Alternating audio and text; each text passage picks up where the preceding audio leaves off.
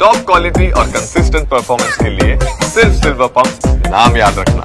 ಜಾಮೀನು ಕೋರಿ sessions court ಮೊರೆ ಹೋದಂತಹ ರನ್ಯಾ ಅಕ್ರಮವಾಗಿ ಚಿನ್ನ ಸಾಗಿಸುತ್ತಿದ್ದಾಗ ರನ್ಯಾ ಬಂಧನ ಆಗಿತ್ತು. ಜಾಮೀನು ಕೋರಿ ಸೆಷನ್ಸ್ ಕೋರ್ಟ್ನ ಮೊರೆ ಹೋಗ್ತಿದ್ದಾರೆ. ಮೊನ್ನೆಯಷ್ಟೇ ಈ ಜಾಮೀನು ಅರ್ಜಿ ವಜಾ ಆಗಿತ್ತು. ಮ್ಯಾಜಿಸ್ಟ್ರೇಟ್ ಕೋರ್ಟ್ ಜಾಮೀನು ಅರ್ಜಿಯನ್ನು ವಜಾಗೊಳಿಸಿತ್ತು. ರನ್ಯಾರಾವ್ ಪರ ವಕೀಲರಿಂದ ಸೆಷನ್ಸ್ ಕೋರ್ಟ್ಗೆ ಈಗ ಅಪ್ಲೈ ಮಾಡಲಾಗಿದೆ. ಮ್ಯಾಜಿಸ್ಟ್ರೇಟ್ ಕೋರ್ಟ್ ಜಾಮೀನು ಅರ್ಜಿ ವಜಾಗೊಳಿಸಿತ್ತು. ನಾಳೆ ರನ್ಯಾ ಅವರ ಜಾಮೀನು ಅರ್ಜಿ ವಿಚಾರಣೆಗೆ ಬರುವಂತಹ ಸಾಧ್ಯತೆ. ಜಾಮೀನು ಕೋರಿ ಈಗ ಸೆಷನ್ಸ್ ಕೋರ್ಟ್ನ ಮೊರೆ ಹೋಗಿದ್ದಾರೆ ರನ್ಯಾ.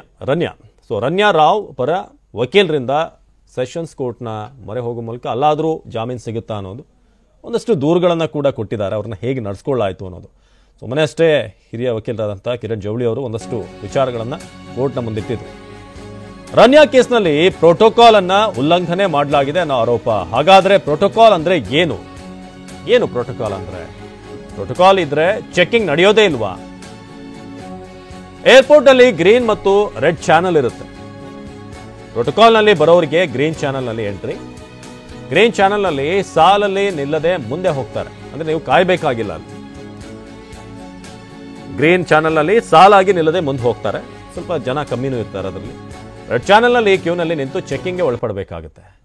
ಗ್ರೀನ್ ಚಾನಲ್ ನಲ್ಲೂ ಕೂಡ ಚೆಕಿಂಗ್ ಇಲ್ಲದೆ ಏರ್ಪೋರ್ಟ್ಗೆ ಒಂದು ಪ್ರವೇಶ ಇಲ್ಲ. ಚೆಕಿಂಗ್ ಅನ್ನೋದು ಇರುತ್ತೆ. ಆದರೆ ಇಲ್ಲಿ ಹೆಚ್ಚಿನ ಕ್ರೌಡ್ ಇರುತ್ತೆ. VVIPಗಳಿಗೆ ವಿಶೇಷವಾಗಿ ಇಲ್ಲಿ ಅವಕಾಶ ಇರುತ್ತೆ ಗ್ರೀನ್ನಲ್ಲಿ. ಎಲ್ಲ IPS ಅಧಿಕಾರಿಗಳಿಗೂ ಕೂಡ ಪ್ರೋಟೋಕಾಲ್ ಇರೋದಿಲ್ಲ. DPR ಲಿಸ್ಟ್ನಲ್ಲಿರುವಂಥ ಅಧಿಕಾರಿಗಳಿಗೆ ಮಾತ್ರ ಪ್ರೋಟೋಕಾಲ್.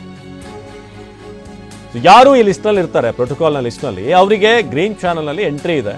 ಇಲ್ಲಿ ತಪಾಸಣೆ ವೇಳೆ ಶಂಕೆ ಬಂದರೆ ರೆಡ್ ಚಾನಲ್ಗೆ ಹೋಗ್ಬೇಕು. ಏನಾದರೂ ಡೌಟ್ ಬಂದರೆ ಆಗ ರೆಡ್ ಚಾನಲ್ಗೆ ಕಳಿಸ್ತಾರೆ. ವಾಪಸ್ ರೆಡ್ ಚಾನಲ್ಗೆ ಕಳಿಸಿ ಮತ್ತೊಮ್ಮೆ ಪರಿಶೀಲನೆ ನಡೆಸಲಾಗುತ್ತೆ. ಸದ್ಯ DPR ಲಿಸ್ಟ್ ಕೂಡ ಪರಿಶೀಲನೆ ಮಾಡ್ತಿರುವಂತ ತನಿಖಾ ಅಧಿಕಾರಿಗಳು. DPR ಲಿಸ್ಟ್ನಲ್ಲಿ ಯಾರ್ಯಾರಿದ್ದಾರೆ ಅನ್ನೋದ್ರ ಬಗ್ಗೆ. ಪ್ರೋಟೋಕಾಲ್ ಅಧಿಕಾರಿಗಳ ಕುಟುಂಬಸ್ಥರಿಗೆ ಅದು ಅನ್ವಯ ಆಗುತ್ತಾ? ಅಧಿಕಾರಿಗಳು ಜೊತೆಗಿದ್ದಾಗ ಮಾತ್ರ ಪ್ರೋಟೋಕಾಲ್ ಅನ್ವಯನ? ಅಂದ್ರೆ ಅಧಿಕಾರಿನೇ ಇರಬೇಕಲ್ಲಿ.